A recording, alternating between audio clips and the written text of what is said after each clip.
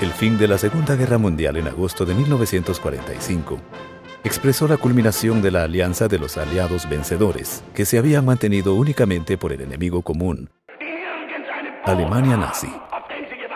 Se reavivan las tensiones previas a la guerra entre las partes y privó la hostilidad entre dos sistemas, cuya volátil relación fue endureciéndose hasta el punto de hostilidad no armada entre los países capitalistas, representada por los Estados Unidos y demás países de Europa Occidental, y el bloque socialista de la Unión Soviética, China y demás países del este.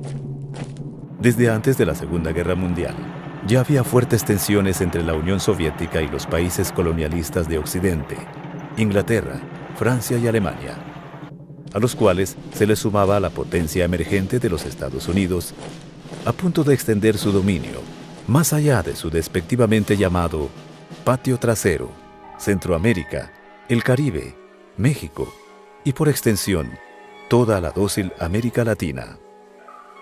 Todo lo que afectaba a uno de los bandos era achacado al otro, y se libró una larga guerra, la Guerra Fría.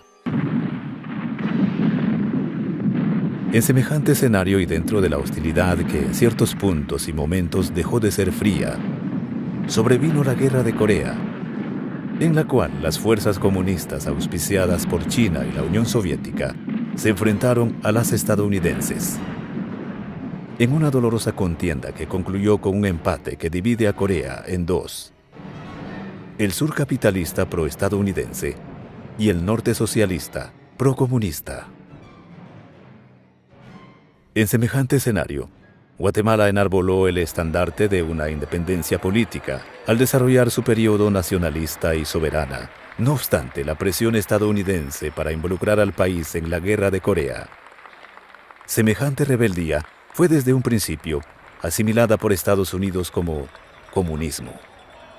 Si Arévalo no había gozado de simpatías en el régimen estadounidense por su declarado nacionalismo, Arbenz pasó a ser el verdadero demonio comunista por haber atacado la dependencia económica hacia los Estados Unidos y la explotación interna. A partir de la reforma agraria que afectaba las tierras incultas de la United Fruit Company, las políticas de Estado impulsada por el gobierno de Arbenz alcanza a la población históricamente marginada del desarrollo. La clase alta se vio desplazada por el crecimiento económico y el bienestar que en escasos meses de reforma agraria se habían alcanzado en el campo. Guatemala se convierte entonces en un emblema al que había que acabar antes que inspirar a otros procesos semejantes en el patio trasero y más allá.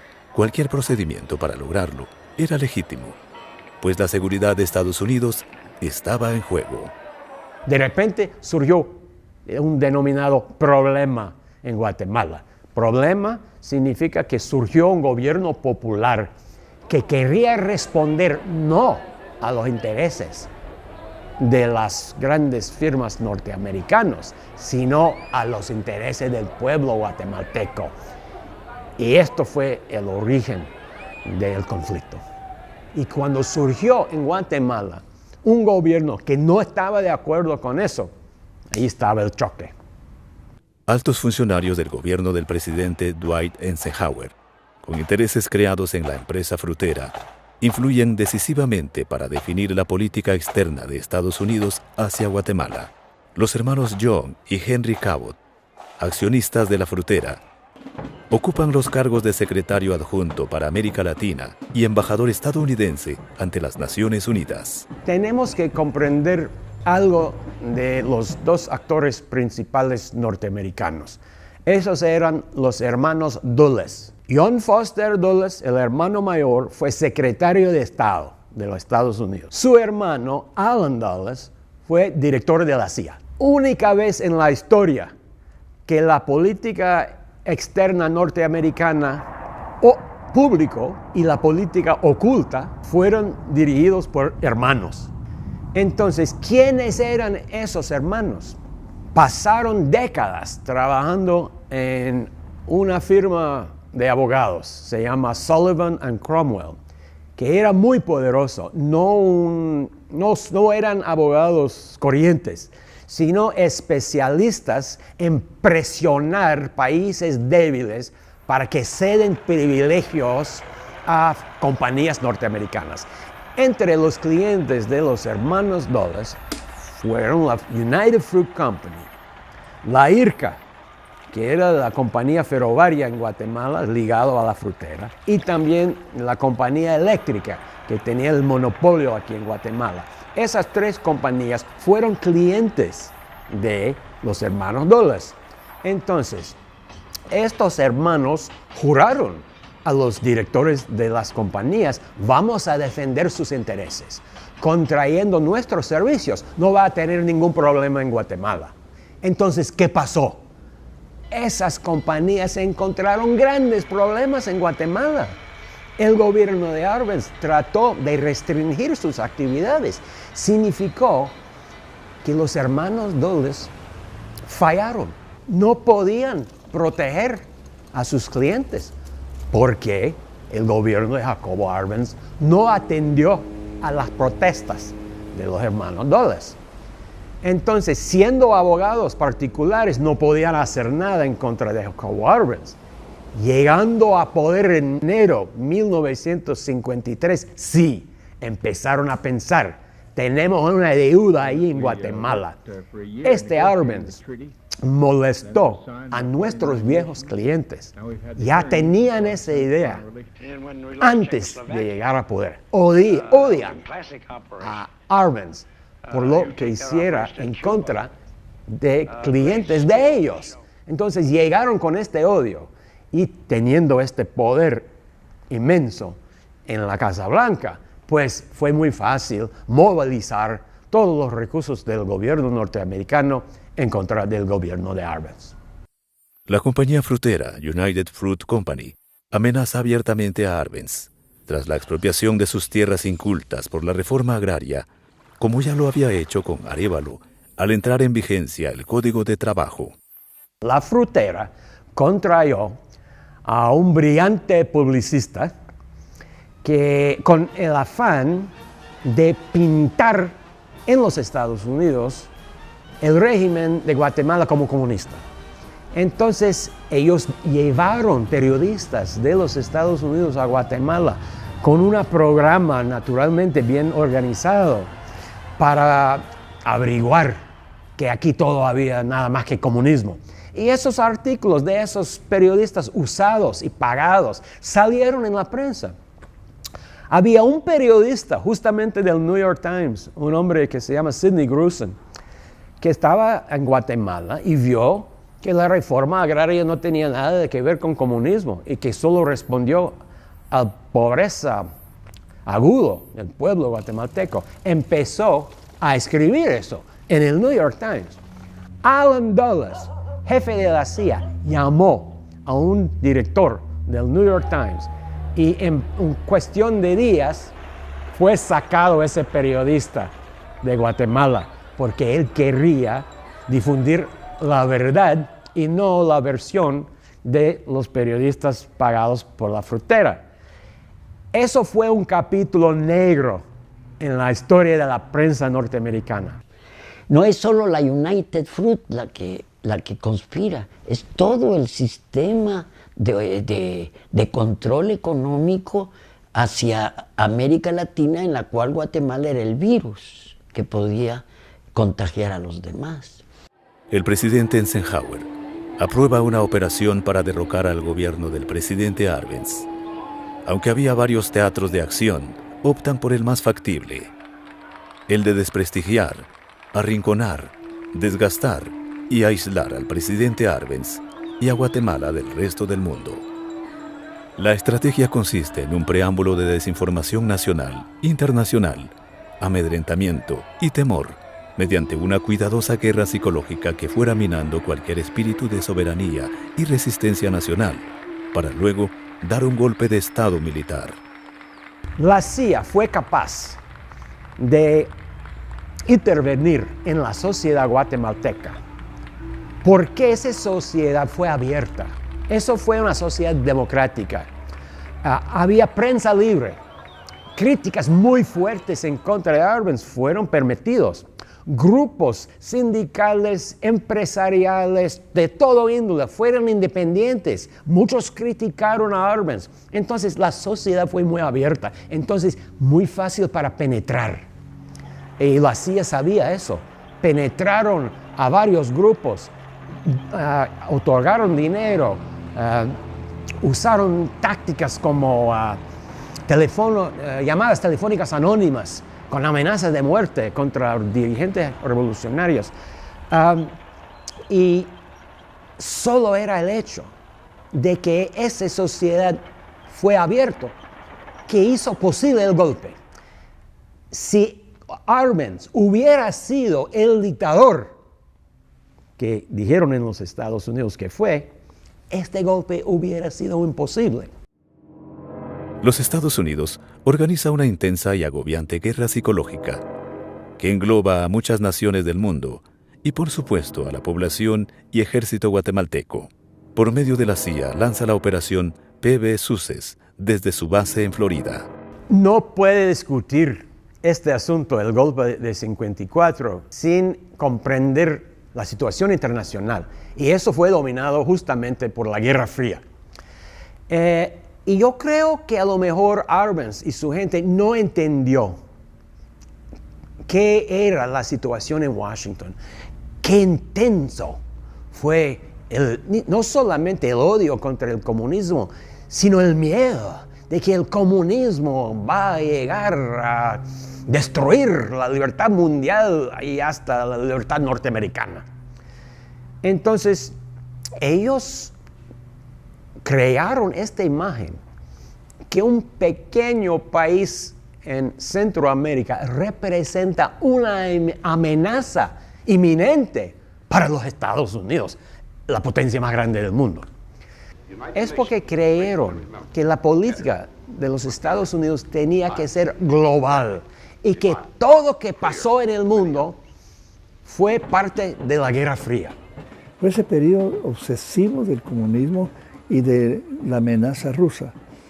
En aquel tiempo uno de los ministros de la defensa, Forrestal, se lanzó al espacio de su oficina, se lanzó al espacio gritando "vienen los rusos", se había enloquecido, sencillamente. Era una obsesión y bajo esa obsesión del comunismo todo lo vieron como comunismo.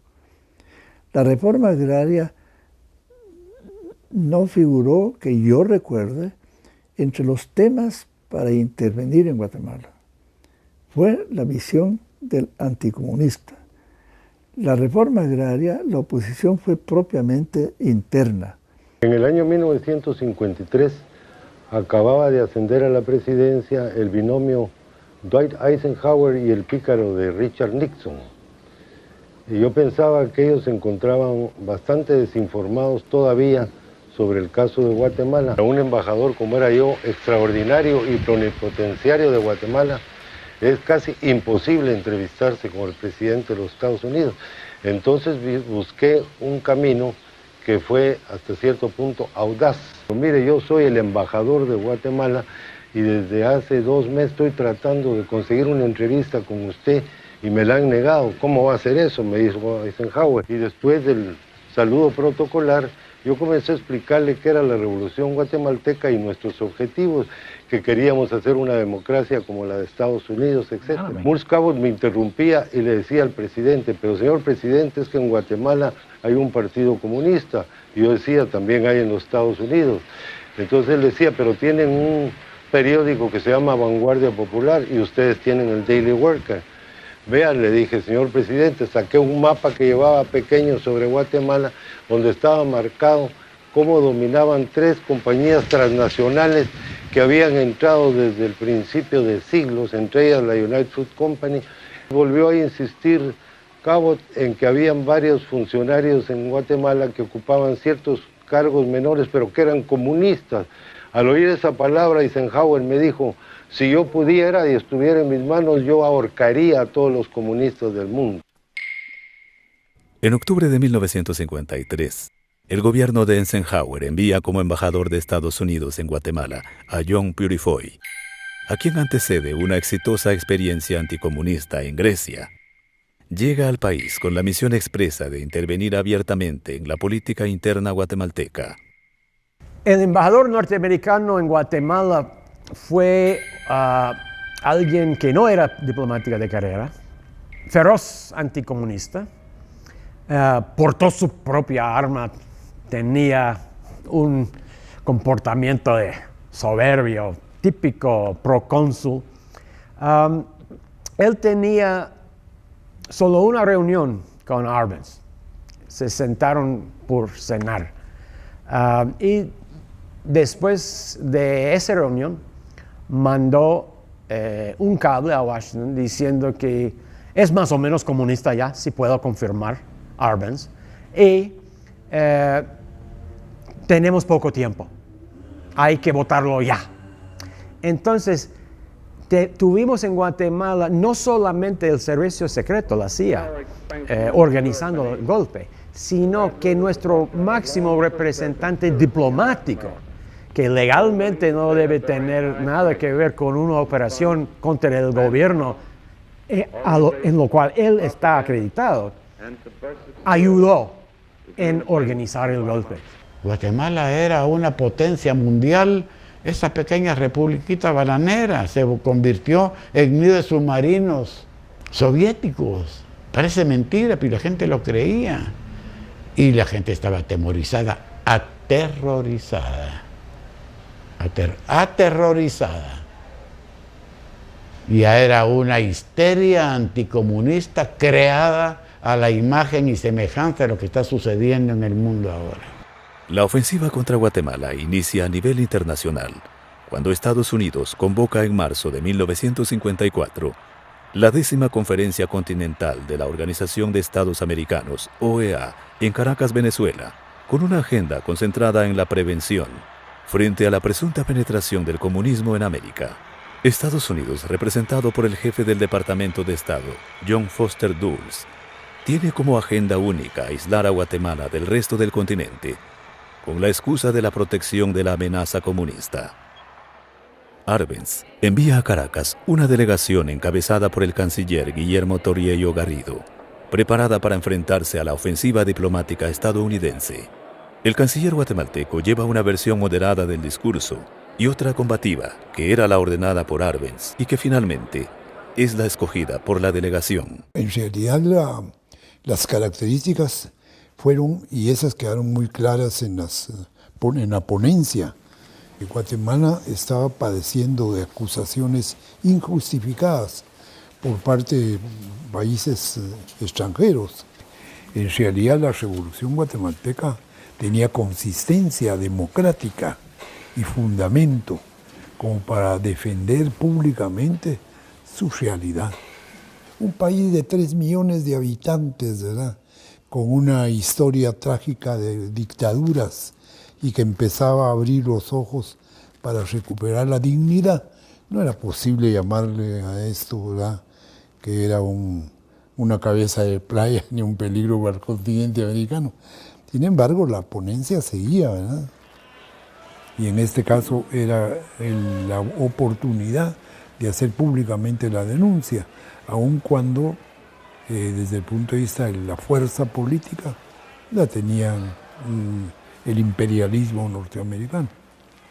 Sin embargo, Dulles presiona la aprobación de una declaración anticomunista que diera sustento legal a la futura intervención en Guatemala y otros países bajo la supuesta amenaza del comunismo internacional. 17 países se someten a la presión de Estados Unidos. Únicamente Guatemala se opone. En el aislamiento internacional al régimen de Guatemala, los gobiernos de América Latina miraron a un costado. México se abstuvo de votar la moción anticomunista en la conferencia de Caracas, Argentina hizo lo mismo, Guatemala votó en contra, pero el resto de los países, inclusive Uruguay, se plegaron a la moción del secretario de Estado de los Estados Unidos. Bueno, Foster Dulles llevó una gran sorpresa porque él llevaba un documento que no tenía nada que ver con lo que ya el canciller de Guatemala había dejado en su discurso, donde analizaba las características de la revolución guatemalteca, sus principales problemas económicos, sociales y políticos, y que denunciaba las agresiones de que era objeto. Sin embargo, la ponencia de Foster Dulles era una acusación. Su ponencia no tuvo eco dentro del grupo revolucionario, porque no correspondía, no estaba contestando nada de lo que la delegación guatemalteca había expresado con anterioridad. Y lo hizo hacer a los 2-3 días una declaración periodística donde acusaba a Guatemala que estaba agrediendo a los Estados Unidos. Yo recuerdo cuando terminó la sesión y se fue, salió solo con su portafolio donde llevaba su discurso, pero nadie lo seguía. Los que estaban aplaudiendo era Guatemala. Confidencialmente, muchos de ellos se aproximaban a la delegación de Guatemala y le expresaban su adhesión. Sin embargo, su voto había sido en contra. Es muy curioso eso, porque ellos estaban actuando con consignas ya traídas del exterior. Y en la parte alta había entrado público de Caracas, ¿verdad? Un público en general. Ese público concurre a la puerta para acompañar al canciller a su automóvil y le tiran serpentinas y confetis cuando va saliendo. Y nosotros los delegados íbamos atrás en otro automóvil, pero en las calles de Caracas había toda una sensación de fiesta, de cierto cariño hacia Guatemala y admiración a su propuesta y a su delegado, que fue sumamente ovacionado, Miguel Ángel Asturias. Él tuvo buena participación, sobre todo en la parte final, que ustedes la han leído ahí, donde dice, aquí estamos Bolívar, y hace toda una relación de cómo la delegación de Guatemala está sumisa a los grandes mandatos de Bolívar en la transformación de la vida y la construcción de la democracia. Una cosa muy hermosa, ahí en el discurso se puede ver. A finales de 1953, Arbenz sospecha de una trama estadounidense para derrocarlo. En una medida desesperada, busca comprar armamento en Checoslovaquia para reponer el obsoleto armamento del ejército y armar a la población civil, de ser necesario. El buque Alhem, de origen sueco, arriba con el armamento secretamente hasta Puerto Barrios en abril de 1954. Los Estados Unidos había bloqueado toda exportación de armas, incluso armas pequeñas, hasta armas de cacería a Guatemala. No había pistolas para la policía, porque tradicionalmente todas esas armas vinieron de los Estados Unidos. Entonces, Arbenz no tenía armas para su ejército ni para su policía. Entonces decidió pedirlos de varios otros países, pero los Estados Unidos presionaron a esos países no entregar armas a Guatemala. Mandaron toneladas de armas a Somoza en Nicaragua, a Trujillo en la República Dominicana, a Pérez Jiménez en Venezuela, pero a Guatemala no. Entonces, Arbenz contrató con el gobierno comunista de Checoslovaquia mandar armas. Y ese barco llegó cargado de armas. Más tarde fue claro que esas armas no sirvieron, pero el hecho de que Arbenz había recibido armas de un país comunista fue usado como prueba contundente de una conspiración hecha en Moscú para hacer de Guatemala un base comunista. Y eso fue muy buen hecho por los hermanos Dulles.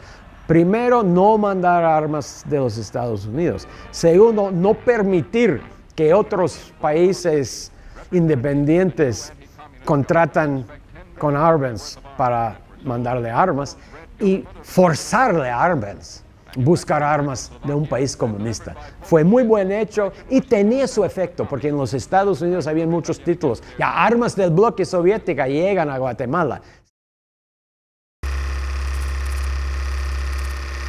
El operativo de la CIA en terreno inicia descaradamente el 1 de mayo de 1954 con la transmisión de la Radio Liberación, manejada por la CIA desde Florida, Estados Unidos, y más adelante desde Honduras. Las transmisiones propagandísticas contra el gobierno revolucionario buscan generar la opinión pública favorable ante la intervención militar y más adelante difundir información a favor del Ejército de Liberación contrarrevolucionario. Atención Guatemala, atención guatemaltecos, Radio Liberación en 6.360 kilociclos onda corta les habla. Esta es la emisora clandestina del Movimiento Libertador Guatemalteco, operando en su frecuencia de 6.360 kilociclos onda corta y desde algún lugar secreto de la República. Escúchenos ustedes y sabrá la realidad del momento político porque atraviesa Guatemala y los progresos irrefutables del gran movimiento libertador. Durante el transcurso de nuestras transmisiones diarias, damos a ustedes música, comentarios y noticias en general, y demostramos palpablemente el crimen de la dominación comunista y la fuerza incontenible de nuestra gran cruzada de liberación. En el aire, los transmisores clandestinos de Radio Liberación de Guatemala en 6.360 kilociclos onda corta. Lo interesante en esta operación es que el centro de organización, el centro de mando, fue ni en Guatemala ni en Washington, sino en un base secreto que construyó la CIA en Florida, al lado de Miami. Ahí hicieron esos casetes falsos de transmisiones de radio, diciendo que hablamos de algún lugar en Guatemala. De veras estaban en Miami. Y desde Miami controlaron todos los movimientos dentro de Guatemala, minuto por minuto. Esto fue el base de la CIA más grande hasta aquel entonces. La CIA no había tenido una operación de esa envergadura nunca. Escúchenos ustedes y sabrá la realidad del momento político porque atraviesa Guatemala y los progresos irrefutables del gran movimiento libertador. Acusamos a Jacobo Arbenz y su camarilla de traidores de haber vendido la patria a sus amos de la Unión Soviética. Caído los traidores. Ahora que nosotros decimos la verdad que está en nuestras alforjas, nos dedicaremos a la reconstrucción de la patria, aunque sea necesario hacerlo sobre un volcán de escombros.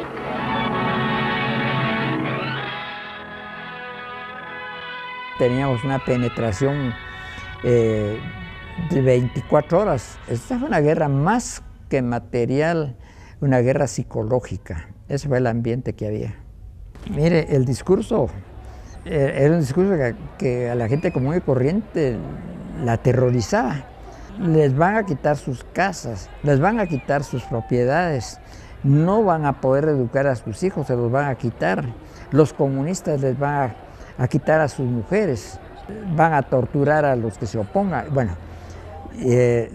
ese ambiente, dicho todos los días, penetró, pues, creó temor. La gente estaba realmente atemorizada. La Iglesia Católica Guatemalteca, comandada por Monseñor Mariano Rosselli Arellano, desciende de los púlpitos nuevamente. Ahora, para desenfrenarse contra el gobierno de Arbenz, en una clara letanía del anticomunismo internacional. La CIA quería usar a Monseñor Rosselli Arellano porque él tenía acceso a la alma guatemalteca. Psicológicamente no había mejor fuente de información, de mensajes de Dios que Monseñor Rosselli Arellano. Pero la CIA no tenía contacto directo con él. Entonces un agente de la CIA visitó al máximo representante de la Iglesia Católica en los Estados Unidos, el cardenal Spellman, en Nueva York. Spellman sí tenía lazos con Guatemala y fue muy amigo de Batista, de Trujillo y de Somoza. Entonces, a través de cardenal Spellman, hicieron el lazo con Rosselli Arellano. Al fin, la CIA redactó una carta para Monseñor Rosselli Arellano, una carta pastoral que fue leído en todas las iglesias de Guatemala. señalando a Arbenz como comunista, enemigo del pueblo. Y eso por primera vez fue el momento cuando el guatemalteco oyó que Arbenz no es amigo del pueblo, que es enemigo del pueblo, enemigo de Dios.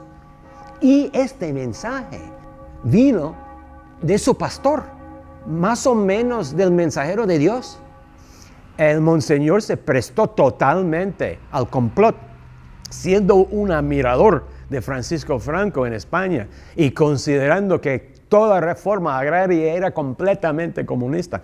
Entonces la CIA empleó el prestigio que tiene Monseñor y eso fue muy impactante.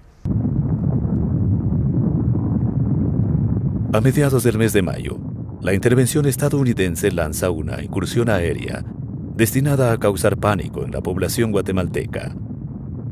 Los aviones provenientes de una base en Nicaragua realizan vuelos rasantes y lanzan propaganda anticomunista contra el gobierno y anuncian la existencia de una fuerza armada que derrocará al gobierno de Jacobo Arbenz.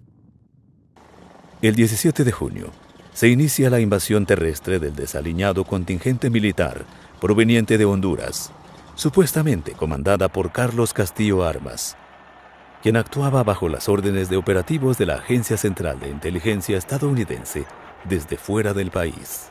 Luego, entre el 21 y el 23 de junio, los aviones mercenarios realizan ataques aéreos a las bases militares ubicadas en el norte y el oriente del país para amedrentar al ejército. En Ciudad de Guatemala, la CIA ordena el ataque a varios objetivos estratégicos. Únicamente alcanzan destruir 3 aviones militares en la citadina base aérea de La Aurora y alcanzan a acertar el depósito de municiones del cuartel Matamoros, ubicado a inmediaciones de la ciudad capital. El mismo embajador John Purifoy, con pistola al cinto, monitorea el paso de los aviones y más adelante permite la transmisión de la Radio Liberación desde la sede de su embajada misma. La respuesta de Arbenz se plantea desde los medios de comunicación para contrarrestar el ataque mediático, pero las fuerzas son insuficientes ante la ofensiva. Militarmente da instrucciones para dejar avanzar a las milicias invasoras y luego enfrentarla lejos de las fronteras para evitar un incidente internacional que diera cualquier pretexto para una intervención militar norteamericana.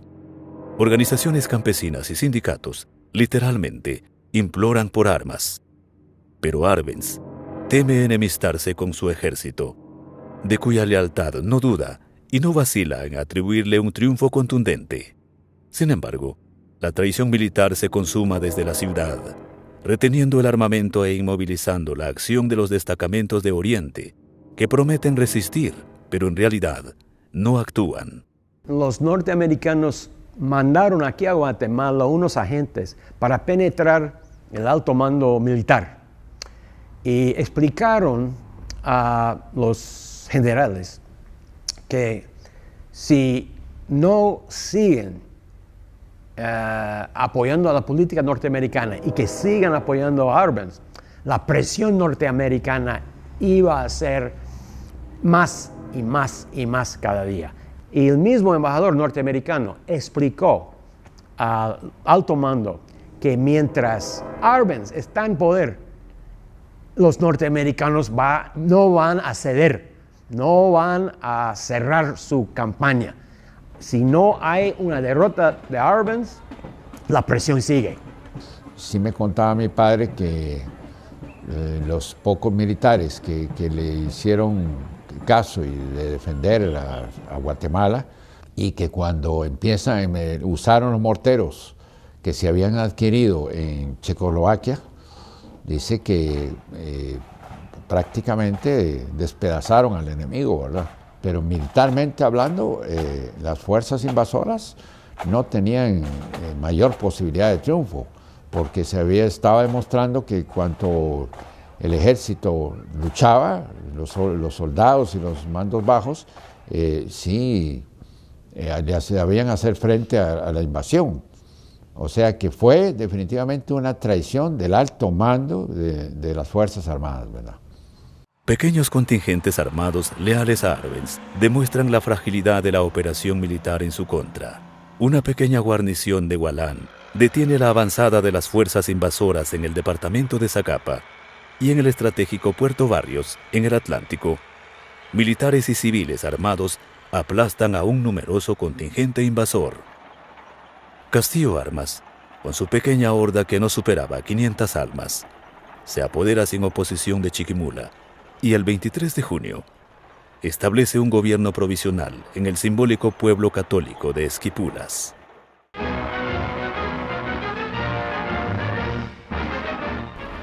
Desde afuera pareció una operación militar, una rebelión del ejército defendiendo los derechos del pueblo contra un gobierno izquierdista, pero así no fue. En los periódicos norteamericanos, todos sometidos a la propaganda de Washington, surgieron esa idea de que había una rebeldía dentro del ejército y que grandes grupos del ejército guatemalteco se levantaron en contra de Arbenz. Pero eso era una mentira. Entonces, lo único que pidieron los norteamericanos al ejército de Guatemala era no hacer nada. Quédase tranquilo, nosotros arreglamos todos. Arbenz hace un esfuerzo por detener la operación en las Naciones Unidas. Francia e Inglaterra proponen que el Consejo de Seguridad trate el asunto de acuerdo con el derecho internacional vigente y envíe observadores a la región. Pero Estados Unidos se enfurece y los amenaza con intervenir en los problemas de estas dos potencias en Egipto y Chipre. El 25 de junio, el Consejo de Seguridad desiste por mayoría conocer el caso guatemalteco. Solamente la Unión Soviética, Dinamarca, Líbano y Nueva Zelanda votan a favor de Guatemala.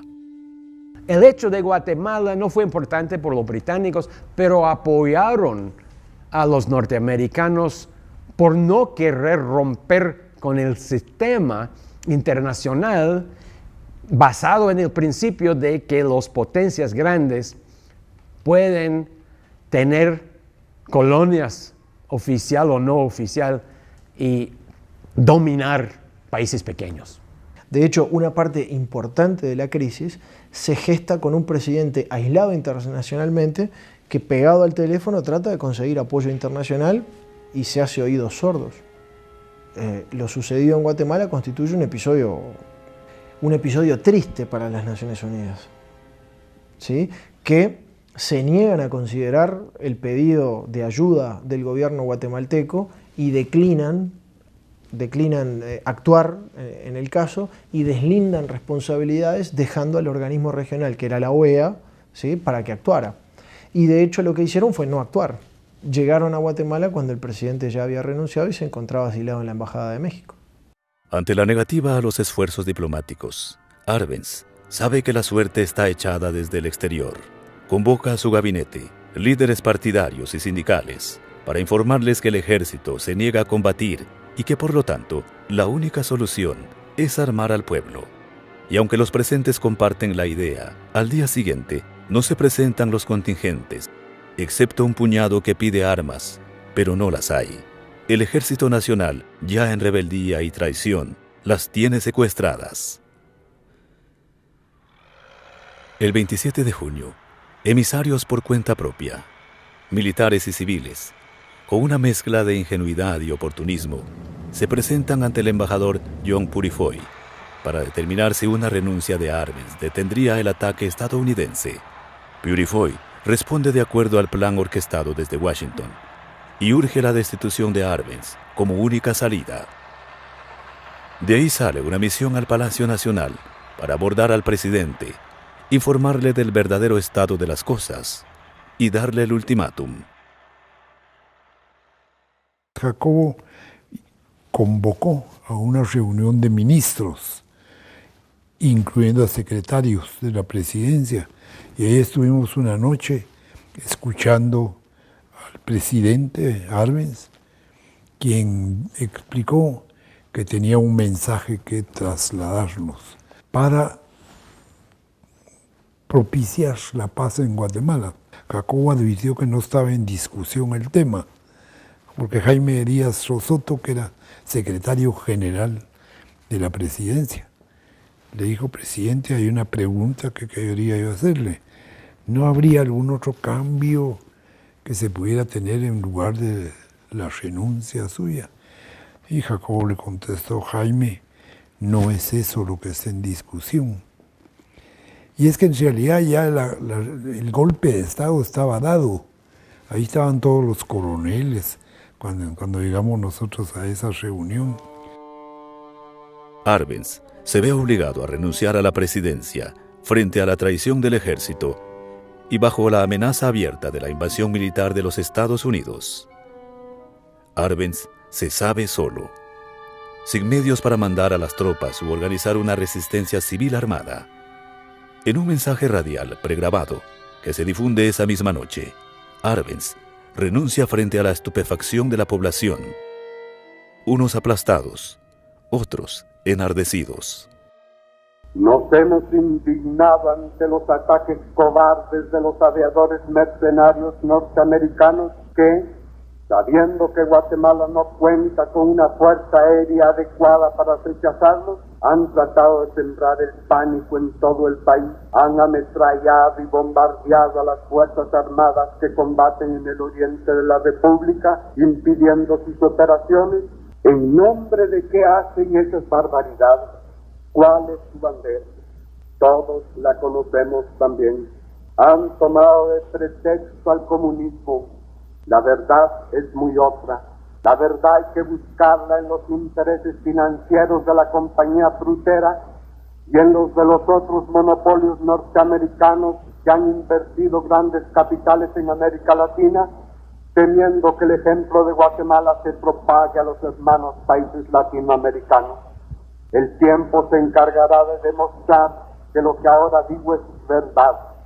Sin embargo, ellos se aferran a sostener que el comunismo internacional es el causante de lo que ocurre en Guatemala y en nombre de ello es que tratan de ensangrentar aún más al país y de destruir nuestra economía. Como mi gobierno ha sido acusado de ser de naturaleza comunista, sin que hayamos podido desvanecer que no lo es, aun cuando hemos empleado todos los medios para convencer a los elementos reaccionarios del mundo de que lo sostenido por los círculos gobernantes norteamericanos es una patraña, y como a esos círculos harán más despiadada la agresión contra Guatemala, he tomado una dolorosa y cruel determinación. Después de meditarlo con una clara conciencia revolucionaria, he tomado una decisión de enorme trascendencia para nuestra patria, en la esperanza de detener la agresión y devolverle la paz a Guatemala. He determinado abandonar el poder y poner el mando del Ejecutivo de la Nación en manos de mi amigo, el coronel Carlos Enrique Díaz, jefe de las Fuerzas Armadas de la República. Yo fui electo popular y mayoritariamente por el pueblo de Guatemala, pero he tenido que luchar en condiciones sumamente difíciles. La verdad es que la soberanía de un pueblo no se mantiene si no tienen los elementos materiales para defenderla. Luchamos hasta donde las condiciones lo permitieran, hasta un punto en que ir más allá se perdería todo lo que hemos ganado desde 1944. Al tomar esta actitud, no pienso más que en el pueblo, y por ello he creído de mi deber contribuir hasta el último instante a salvar mucho de lo que conquistamos en los pasados años revolucionarios. Me hice cargo de la presidencia de la República con gran fe en el régimen democrático, en la libertad y en que es posible conquistar la independencia económica y política de Guatemala. Os digo adiós, amigos míos, con amargo dolor, pero manteniendo firmes mis convicciones. Guardad lo que tanto ha costado. 10 años de lucha, de lágrimas, de sacrificios y de conquistas democráticas son muchos años como para contradecir a la historia. No me han acorralado los argumentos del enemigo, sino los medios materiales con que cuentan para la destrucción de Guatemala. Yo os hablé siempre de que lucharíamos costase lo que costase, pero ese costo desde luego no incluía la destrucción de nuestro país ni la entrega de nuestras riquezas al extranjero. Quizá piensen muchos que estoy cometiendo un error. En lo profundo de mi conciencia no lo creo así. Solamente un juicio histórico posterior podrá determinarlo. Deseo que se mantengan las conquistas populares de octubre, que se restablezca la paz una vez hayan sido expulsados del país los invasores y que tenga éxito la gestión del gobierno que organice el coronel Carlos Enrique Díaz, con la satisfacción de quien cree que ha cumplido con su deber, con fe en el porvenir. Yo digo, viva la Revolución de Octubre, viva Guatemala. La renuncia de Arbenz a la presidencia constituye un episodio traumático para Guatemala y lamentablemente existen versiones encontradas acerca del significado que la misma tuvo. Lamentablemente muchas veces diversos documentos, por ejemplo de los Estados Unidos y de la CIA propiamente, son más comprensivos del drama que vivía el presidente virtualmente aislado en ese momento de tomar esa trágica decisión, que, bueno, algunas opiniones de partidarios del gobierno de Arbenz. Se trató de una decisión que se sustentaba, entre otras cosas, en la falta de gente como para resistir, como para pelear. Y esa decisión se toma fundamentalmente pensando en que el presidente todavía era joven y podía hacer algo por Guatemala. Doña María se lo dice expresamente: todavía sos joven y podés luchar por Guatemala.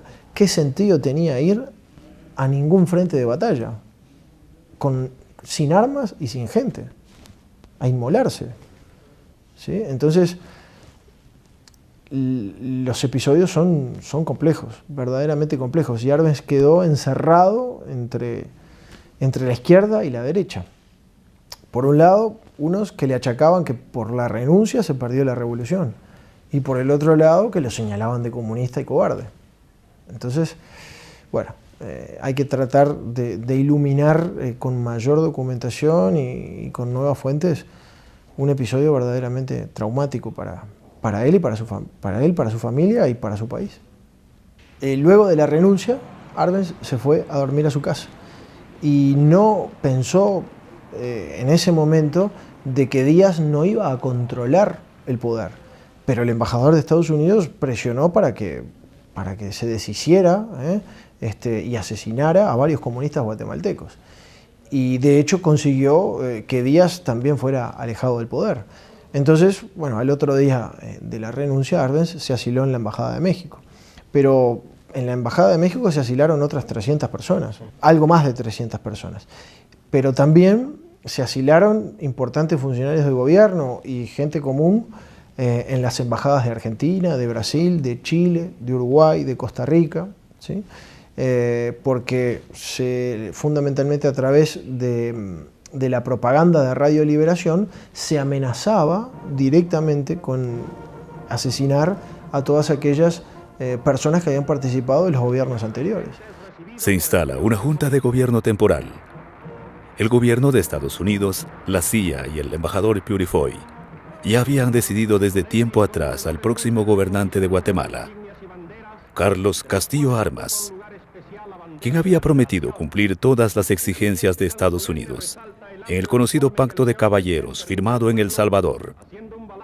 Se compromete en primer lugar a atrapar a todos los comunistas, Arbenz incluido, y revocar todas las medidas tomadas por el gobierno derrocado. Castillo Armas entra proveniente de El Salvador, acobijado por el embajador estadounidense, la jerarquía católica y la engreída oligarquía entreguista. Inmediatamente prohíbe toda organización democrática, ilegaliza al Partido Comunista, PGT, y suspende a todos los partidos políticos. Detiene todos los programas impulsados por el presidente Arbenz, disuelve el Congreso y deroga la Constitución. Da marcha atrás con la ley de reforma agraria y deja sin efecto la distribución de tierras, restituyendo las propiedades a los finqueros y a la United Fruit Company. En el país se instala la persecución política en contra de toda persona cercana al gobierno. se atacan las viviendas de los miembros del Partido Comunista y los funcionarios leales a la revolución. Las hordas orquestadas por el conservadurismo anticomunista acrecientan sus actos en total impunidad. Saquean la casa presidencial y provocan el terror entre los simpatizantes de la revolución. Adentro de la Embajada de Chile logramos enviar cablegramas a todas las organizaciones estudiantiles de América que respondieron en sus países con desfiles públicos contra lo que estaba sucediendo en Guatemala. La indignación popular internacional se hace sentir. Los respaldos a Guatemala son unánimes y planetarios. En gran parte del mundo cunden masivas manifestaciones y escritos de opinión repudiando la agresión estadounidense contra Guatemala. En México, por ejemplo, se había formado incluso una asociación de amigos de Guatemala por la defensa de la democracia guatemalteca.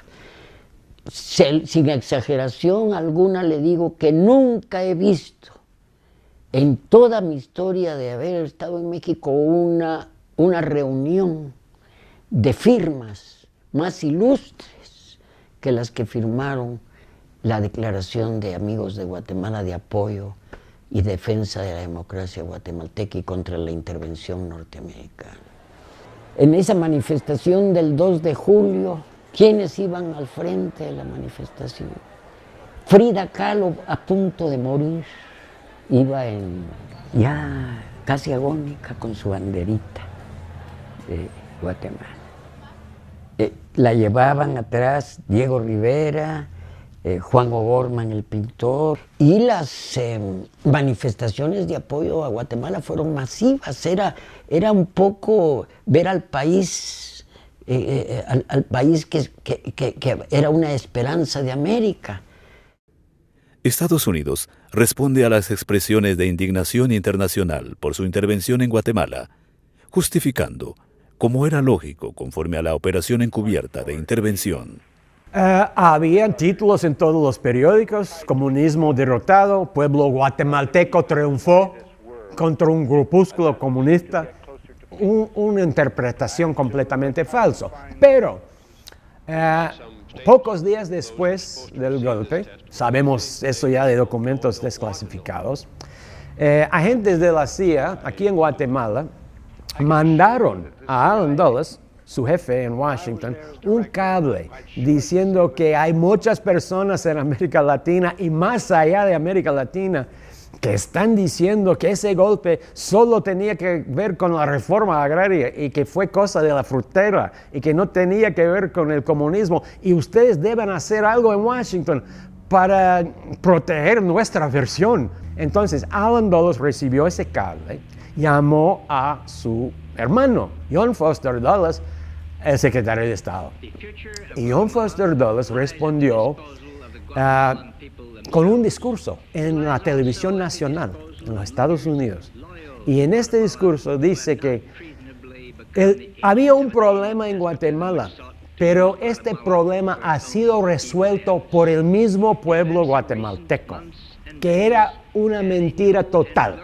Este golpe fue totalmente instrumentalizado desde afuera. En aquel entonces, antes de la guerra en Vietnam y todo lo que pasó después, escuchar las palabras de un dirigente del gobierno, esto fue el fin del argumento. Si el secretario de Estado declara una cosa, tiene que ser cierto. Convenció John Foster Dulles al pueblo norteamericano de que eso era una gran victoria del pueblo guatemalteco y que los Estados Unidos no tenían nada que ver con el golpe en Guatemala.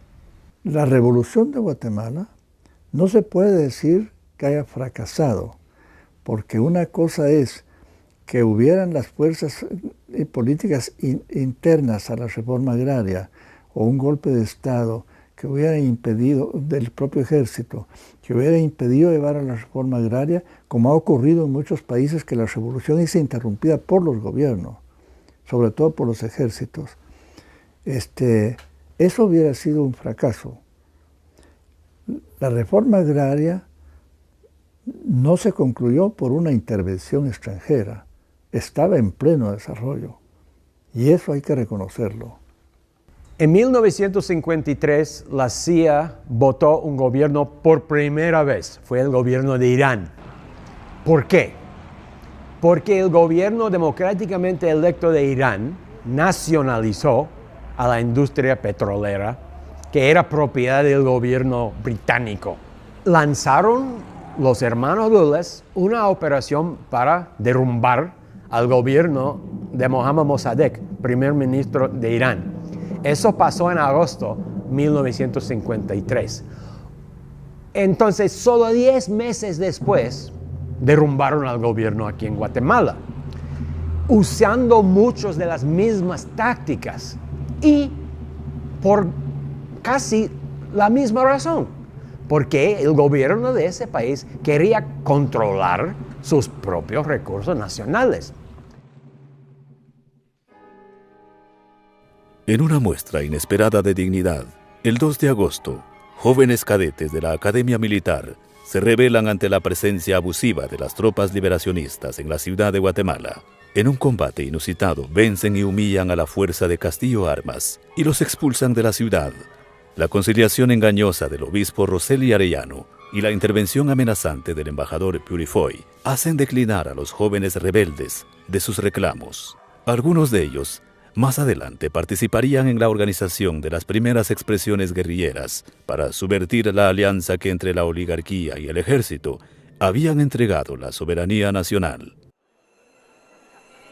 Finalmente, y tras 2 meses y medio, el gobierno del invasor Carlos Castillo Armas da el salvoconducto a los Arbenz para viajar a México. Abandonan la embajada la noche del 9 de septiembre de 1954. En el aeropuerto, el presidente Arbenz es despojado de su ropa, aparentemente para constatar que no se llevaba bienes del pueblo, pero realmente para causarle humillación y simbolizar la derrota. Arbenz sale al exilio en México sin pasaporte y es despojado su rango militar. El gobierno confisca las propiedades de la familia Arbenz y se apropia de sus pertenencias personales. Ya en México, le condicionan la estadía a no involucrarse en actividades políticas, obviamente por temor a Estados Unidos. Ante estas condiciones, Arbenz se ve forzado a salir del continente. El exilio de Arbenz fuera de América Latina comienza en París, a donde acuden como paso previo para llegar a Suiza. Allí la situación también es de mucha presión y fundamentalmente de imposibilidad de responder a aquellas cuestiones con las cuales era habitualmente denunciado el expresidente Arbenz, entre otras cosas acusándoselo de que era el responsable de que Guatemala había caído y fundamentalmente de que era comunista. El periplo no fue sencillo porque cuando llegaron a Suiza el gobierno de ese país le imponía la condición de que para que aceptara la ciudadanía suiza, él tenía que renunciar a su nacionalidad guatemalteca, lo cual para un presidente que recién había sido derrocado y que todavía seguía siendo el presidente constitucional y albergaba la posibilidad de regresar a México para tratar de retornar a su Guatemala natal, bueno, eso no podía ser aceptado. Ahora, la estancia en Suiza duró pocos meses y estuvo también marcada, según varios documentos de la CIA, por insistentes presiones de Estados Unidos a ese país para, bueno, recordarle o enseñarle de que Arbenz era un comunista que no merecía ser tratado como un expresidente en ese país. El exilio fue terrible porque las agencias centrales de inteligencia perseguía a Arbenz como el peor enemigo, ¿verdad? Porque en ese entonces no había salido la Revolución Cubana ni Fidel Castro, entonces la experiencia de Arbenz fue la pionera en ese sentido en Latinoamérica en desarrollarse, y ellos consideraban a Arbenz como enemigo público número 1, ¿verdad? Suiza fue un caso especial porque en la Constitución de Suiza dice que cualquier hijo de un ciudadano suizo puede reclamar la ciudadanía y residencia en Suiza. Y Arbenz fue hijo de un hombre que nació en Suiza. Entonces, los Estados Unidos presionó a Suiza para que violan su propia constitución, para negar a Arbenz el derecho de vivir en Suiza. Fue tremenda la presión de la CIA y de Estados Unidos sobre el gobierno de Suiza para que no les dieran permiso de permanencia en el país. Lamentablemente eso tampoco se pudo lograr en Suiza. ¿Por qué? Por la presión precisamente de la Agencia Central de Inteligencia. Y asimismo en todos los demás países en que estuvo era terrible, ¿verdad? También hay evidencia de una variable propagandística muy importante que se maneja en ese entonces, y es denostar a través de los medios masivos de comunicación a Arbenz como que no es guatemalteco. No es guatemalteco, es suizo. Lo cual, de hecho, contribuía, ¿sí?, a cerrarle los espacios políticos en su país natal. Al vencerse la visa de 3 meses, Arbenz tenía que conseguir junto a su familia otro lugar donde vivir, y retornan a París.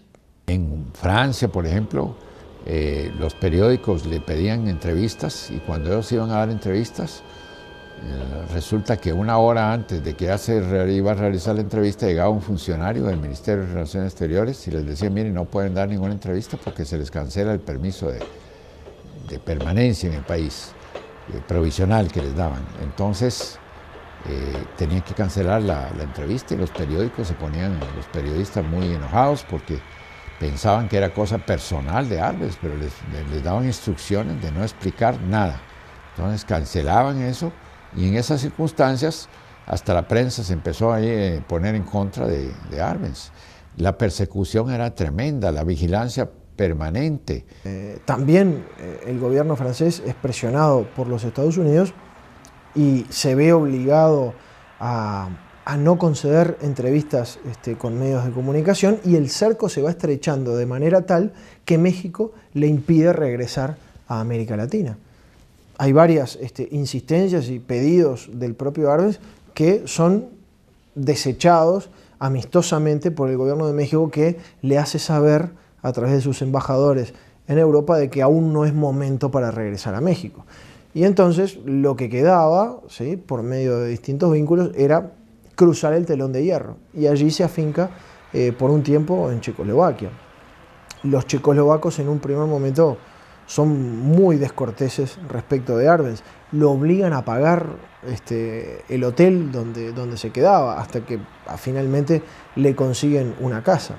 Allí, luego de esa instancia, que a su vez constituye un argumento propagandístico importante para la CIA, porque situaba a Arbenz atrás del telón de hierro. ¿Por qué el afán de los hermanos Dulles de que Arbenz no radica en México, ni en Francia, ni en Suiza? Fue por una razón. Para ellos fue muy importante que Arbenz radica en un país comunista, o en China, o en Rusia, o en Polonia, o en Cuba. Eso sería prueba de que él siempre fue comunista. Naturalmente, se aparece en Moscú, es la prueba última. Pero él no quería vivir en un país comunista, no siendo comunista. Quería vivir en un país abierto, como Suiza, o México, o Francia. Pero esto hubiera contradicho lo que dicen los Estados Unidos, de que él fue siempre comunista. Por eso, el calvario de Arbenz en el exilio. Jacobo y María viajan a la Unión Soviética, pueblo que María recordaba con mucho afecto y admiración. Invitados oficialmente para visitar la China popular, son recibidos por Mao Zedong y Zhou Enlai, los dirigentes más representativos de la Revolución China. Tanto fue el acoso que tuvieron que llegar a Checoslovaquia, después hasta en Rusia, donde nosotros estuvimos, y yo estuve en un internado ahí, mientras mis padres iban a conocer la experiencia en China. Cuando regresaron me sacaron a mí, yo estuve solo como 6 meses, mis hermanas estuvieron 2 años en ese internado.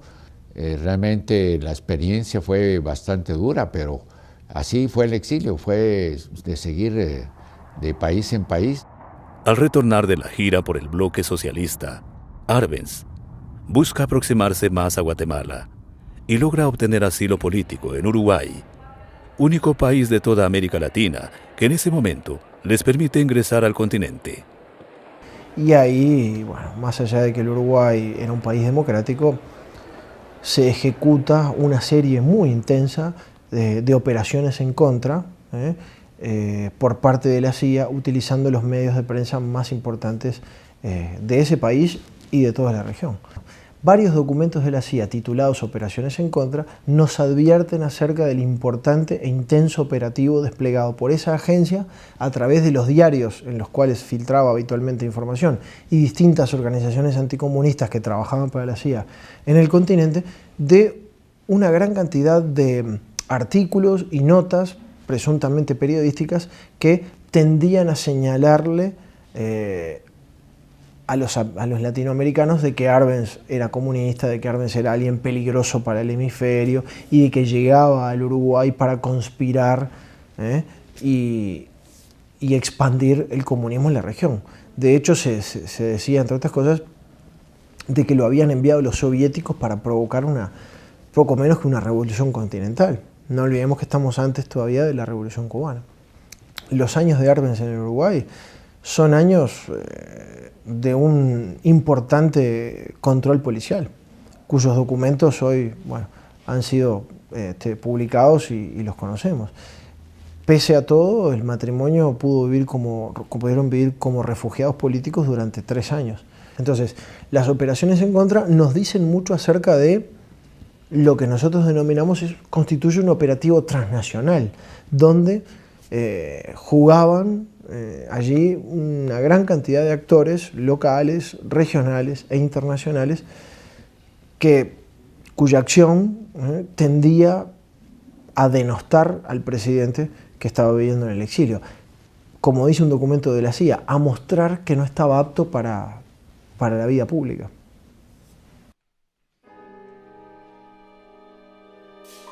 En julio de 1957, Carlos Castillo Armas es asesinado en un atentado aparentemente perpetrado por agentes ligados al dictador dominicano Rafael Leonidas Trujillo, estrechamente vinculado a la CIA. Le sucede el viejo general ubiquista Miguel Idígoras Fuentes, que sirve a los intereses estadounidenses incondicionalmente, y quien en 1960 permite el entrenamiento de grupo armado por la CIA para invadir Cuba. Este suceso reaviva la oposición popular de estudiantes y trabajadores contra el régimen y el intervencionismo norteamericano. Dentro de la oficialidad joven del Ejército Nacional, se produce un levantamiento armado contra la presencia de las tropas extranjeras en noviembre de 1960. El levantamiento es sofocado nuevamente con la conocida asistencia de Estados Unidos.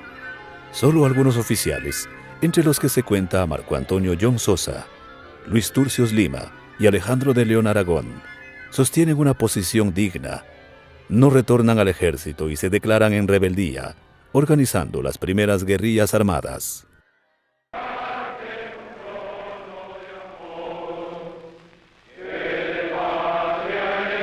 El régimen de Idígoras se enfrenta a un ciclo de descontento popular en las conocidas jornadas patrióticas de marzo y abril de 1962, que se resuelven posteriormente con un golpe de Estado militar que deja en el poder a Enrique Peralta Azurdia, otro general al servicio de los intereses estadounidenses, que reafirma la alianza oligárquico-militar, que propicia el cierre total a cualquier intento democrático y soberano en el país, marcando las condiciones para el inicio de una guerra interna que se prolongaría a lo largo de 36 años.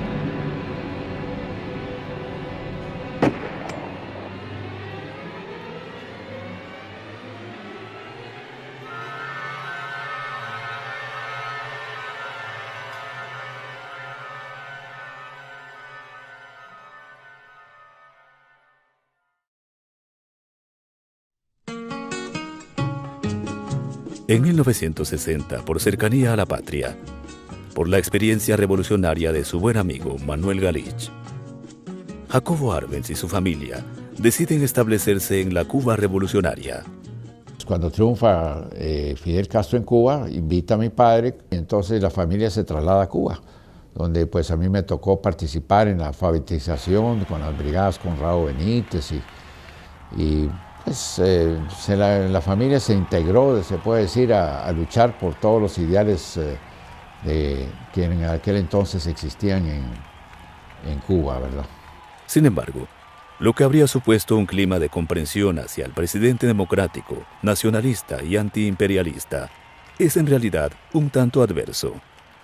A Jacobo Arbenz se le trata deferentemente, pero se le niega la posibilidad de trabajar y participar activamente de la vida política. Aparentemente sí hubo un comandante ahí que no estaba muy de acuerdo con que Arbenz estuviera ahí o consideraba que la actuación de Arbenz no había sido la más adecuada en Guatemala, que por qué renunció o que por qué esto o por lo otro, sin tomar en cuenta las circunstancias reales, sin saber que no le quedaba otra salida. Pero aparte de eso, pues el trato fue muy amable de parte del pueblo cubano, de los líderes principales de Cuba en ese entonces lo admiraban mucho a Arbenz, ¿verdad? Aquí durante la época del golpe estaba entre muchas otras personas el joven Che Guevara. Unos meses después del golpe, Che está en México, se encuentra con Fidel Castro. Castro se dio cuenta de que Che estaba en Guatemala durante todo lo de Arbenz y preguntó, fue muy interesado, ¿qué pasó con Arbenz? Entonces Che Guevara le dijo, mire, el problema de Arbenz, la debilidad de Arbenz, es que fue demócrata. 100% que Fidel Castro aprendió de la derrota de Arbenz. La entrada de Arbenz a Cuba, que constituye a su vez otro de los agujeros importantes de la historiografía relativa a este exilio político, porque, bueno, lamentablemente no tenemos documentación cubana para saber a ciencia cierta qué fue lo que sucedió con Arbenz mientras estuvo en Cuba. De lo que conocemos es que muchas veces fue utilizado para señalarle a los cubanos de que Cuba no era Guatemala. Mientras Guatemala vive momentos convulsos, Arbenz continúa al tanto de los sucesos ocurridos en el país desde Cuba. Ocasionalmente recibe noticias de algunas amistades y delegaciones guatemaltecas. Conoce a jóvenes revolucionarios que apuestan por la lucha armada para derrocar el régimen militar en Guatemala. De acuerdo a lo que conocemos, no. Él consideraba que no era posible una victoria militar contra el ejército guatemalteco al estilo cubano. Él consideraba que Guatemala era diferente a Cuba y las condiciones eran diferentes. La historia le demostró que tenía razón. Quedó de ayudar y de colaborar, no se ejecutó, no se efectivizó su participación en ese tipo de instancias. Quedó para más adelante y más adelante ya no fue. No solo vine a estar contigo, vine a buscarte. Vine a llevarte de regreso a nuestra casa. Un suceso trágico toma por sorpresa a la familia Arbenz en 1965. Arabella, quien había optado por quedarse en México en búsqueda de hacer una carrera artística como actriz, se quita la vida mientras se encuentra en Colombia, junto a su pareja, un reconocido torero mexicano. Este evento hace que parte de la familia se traslade a México, país que vuelve a permitirles ingresar, con la obligación de renovar el visado en el extranjero cada 6 meses. La tragedia familiar, sumada a las restricciones del exilio y la sombra permanente de la CIA sobre el presidente Arbenz, aceleran el deterioro de su salud mientras se encuentra en México. Retornar a Guatemala es prácticamente imposible en el nuevo contexto de enfrentamiento armado que desangra ya al país. Indudablemente, lo anímico es primordial en los días finales de la figura más importante de la década revolucionaria, iniciada en 1944. El exilio político constituye una desestructuración psicológica, física y mental para aquel que es obligado a abandonar su país de manera forzosa. El caso particular de Arbenz es un exilio forzado y un exilio traumático desde todo punto de vista, porque entre otras cosas suponía que él no podía dedicarse a tareas lucrativas, no podía trabajar. Por lo tanto, bueno, la familia durante ese periodo dependía prácticamente y exclusivamente de los ingresos que tenía doña María, que era a su vez integrante de una importante familia salvadoreña. Cuando Arbenz consigue establecerse finalmente en México, ya en el año 1970, ya definitivamente era un anciano, no tenía ningún tipo de pretensiones políticas, no tenía posibilidades tampoco, y de hecho él quería estar cerca de Guatemala por el hecho de estar cerca de su tierra.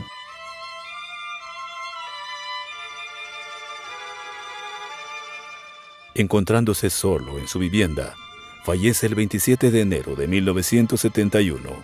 María Vilanova, momentáneamente en El Salvador, no acepta que sus restos sean trasladados a Guatemala, pues teme alguna reacción violenta y de esa cuenta es inhumado en El Salvador. En realidad se trató de una muerte lenta.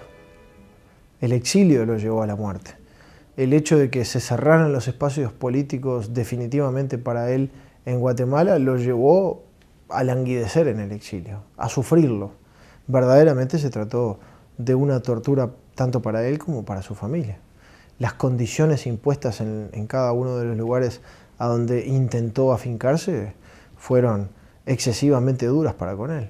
Entonces, más allá del hecho puntual de qué es lo que sucedió aquella noche de enero de 1971 en la Ciudad de México, lo que importa es establecer de que el hombre venía en una muerte lenta desde 1954.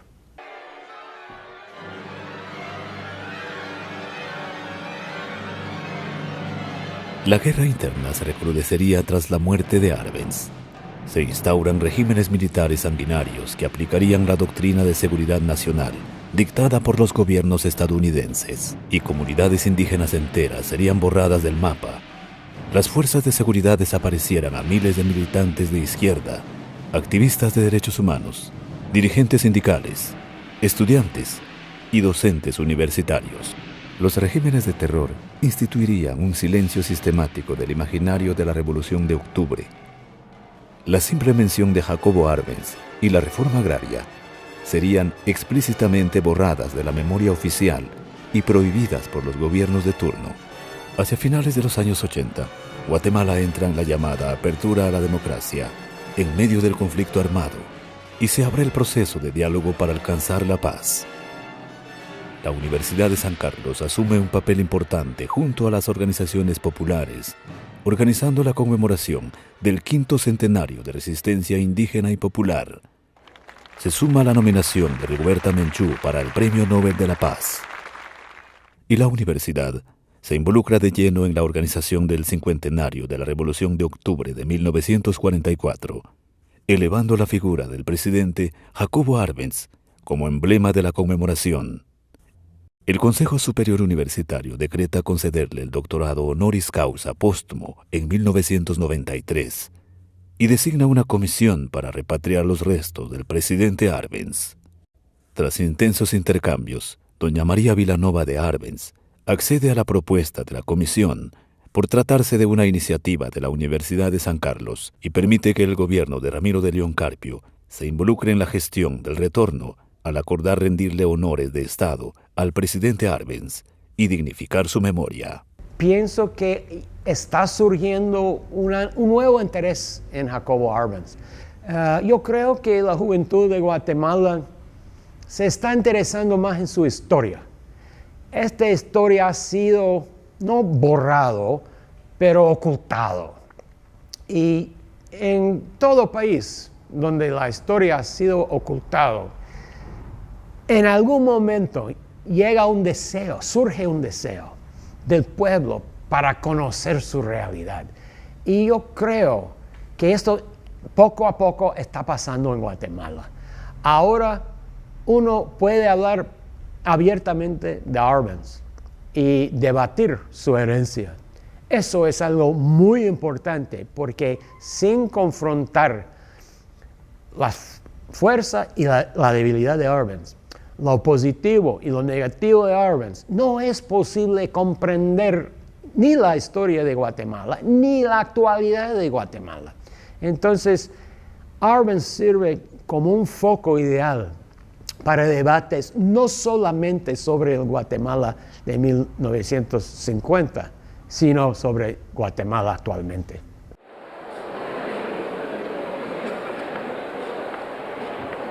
Jacobo Arbenz, el soldado del pueblo, el coronel de la primavera, retorna a su patria el 19 de octubre de 1995.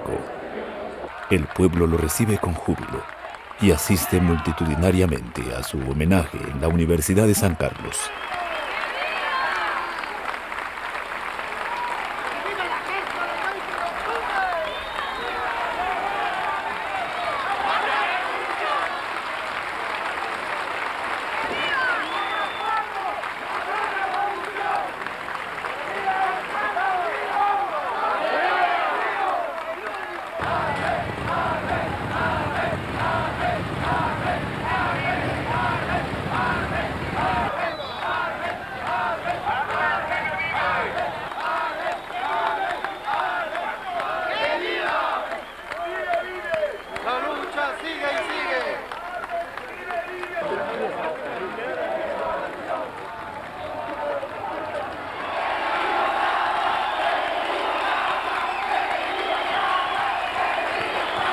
Lo llevan en hombros hasta el interior del Palacio Nacional, rompiendo con el protocolo oficial.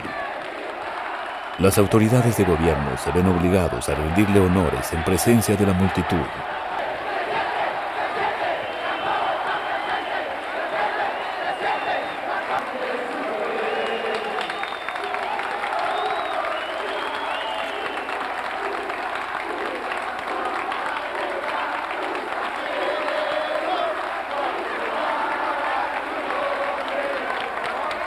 A la mañana siguiente, las organizaciones populares y estudiantiles se oponen a que Arbenz sea cargado por los cadetes de la Escuela Politécnica hasta la carroza fúnebre.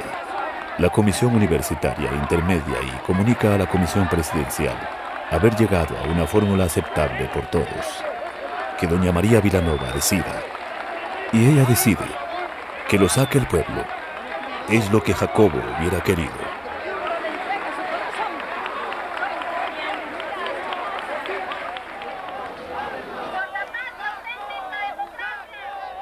Arbenz es cargado por hombres y mujeres, testigos de la Revolución de Octubre, sindicalistas, dirigentes indígenas, estudiantes.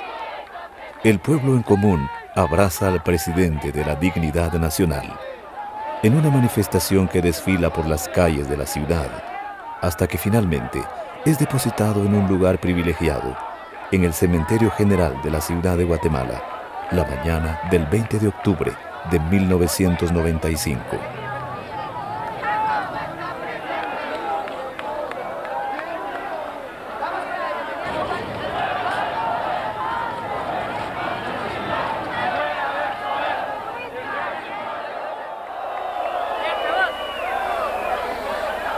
Señores profesores, estudiantado muy querido y entusiasta.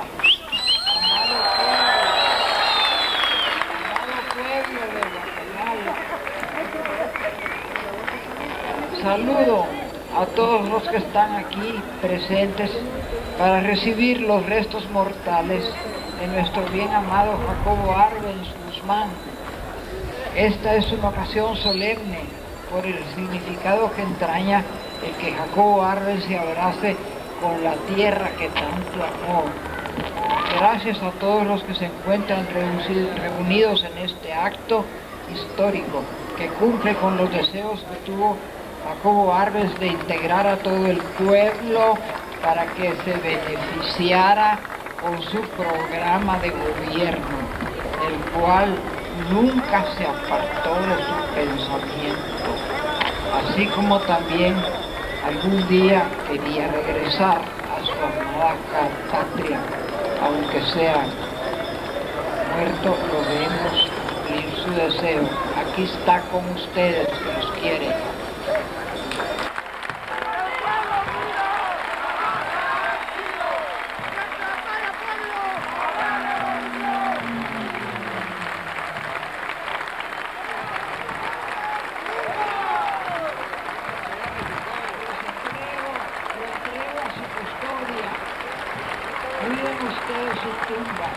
cuiden sus ideales, cuiden el amor y de todos.